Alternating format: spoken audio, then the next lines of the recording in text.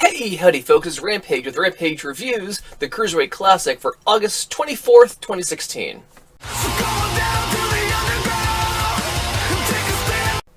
So as always, the Cruiserweight Classic is hard to go through move by move, match by match. But my god, this was an amazing show tonight. We start off with Swann taking on Lince Dorado. And this was the amazing high-flying match everyone's been waiting for, and a lot of fun, too. I loved Lince Dorado blocking Swann trying to do his dance. Basically grabbing the wrist, like, no. And he breaks a little sort of not Disco Inferno, like the Alex Wright, Das Vunda Kid dance, which is really cool. I can't dance, I'm not a wrestler, but they move much better than I do. This match was the sort of quintessential. When you said the Cruiserweight Classic is coming, this is the match we all expected. Amazing. Also, shout out to Urban Aztec, who actually designed Lince Dorado's tights. I was watching the match, and I'm like, that really looks like one of his designs. And I tweeted about it, and they confirmed it. I'm like, oh, wow. One of those moments where, like, okay, I've been following enough wrestling at this point that I am recognizing the artists who are doing designs at this point, so that was really cool. In the end, Swann does get the win. Lince Dorado misses the shooting star press, and Swann hits an absolute crazy Phoenix splash, like halfway across the ring. Gets the pinfall for the 1-2-3, and he moves on. I really hope we see more of Lince Dorado here in the WWE, whether it's on Raw, whether it's on NXT, SmackDown. He's entertaining to watch, and I really want to see more of him. From there, we move on to a match that I thought was going to be more of a clash of styles, being Zack Sabre Jr. versus Drew Gulak. I, in my mind, picture Gulak as more of a power-based wrestler, but that was just based on one match I've seen before. But he matched the technical moves of Zack Sabre Jr. It was amazing.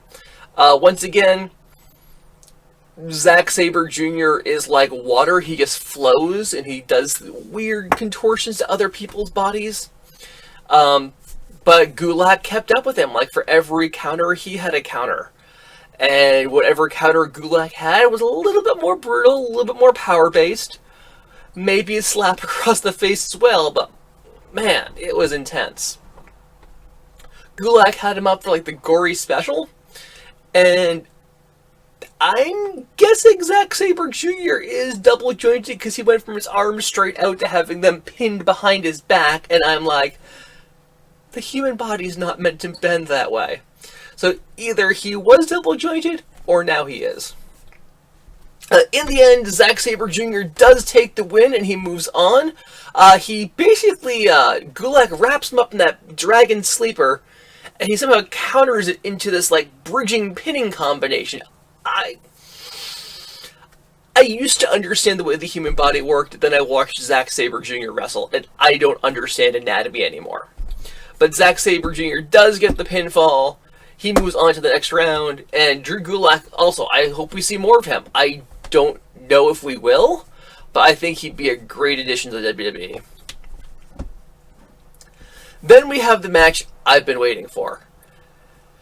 But a note before that.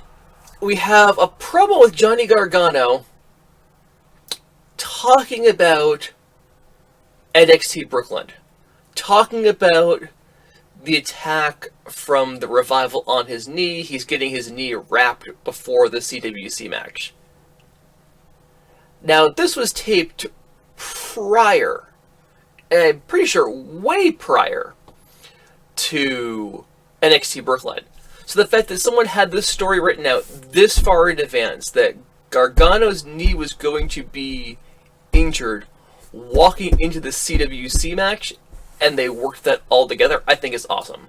That's like the Marvel Connected Universe with the TV shows and the movies coming together. I think that's really cool.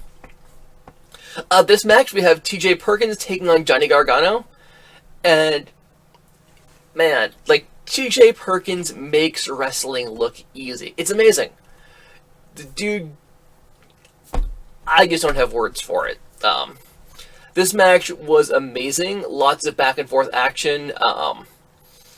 The spot where Perkins hops over the ropes because Gargano's already on the outside, and Gargano catches him with a super kick, staggers him off the apron, and he does the flying front flip and clips his knee on the ring bell table, and man, it was insane. But it came back to the knee, and we're talking psychology, and I love that. In the end, TJ Perkins gets the win. He hits this modified knee bar and wraps the other leg up and around and under it. It's amazing. He gets the pinfall. He gets the submission at that point, and he moves on to the next round. And that wraps up this week. That is the last of our second round matches. Next week, we start the quarterfinals. We've got 8 people left, and we'll see how it goes. So that's it, folks. Any questions or suggestions, please leave them in the comments down below. In the info box, you can also find me on Facebook and Twitter. Please follow me there. Please like, subscribe, please share on social media. Use the hashtag Rampage Reviews. It's right there, like on the WWE screen. And we'll see you next time.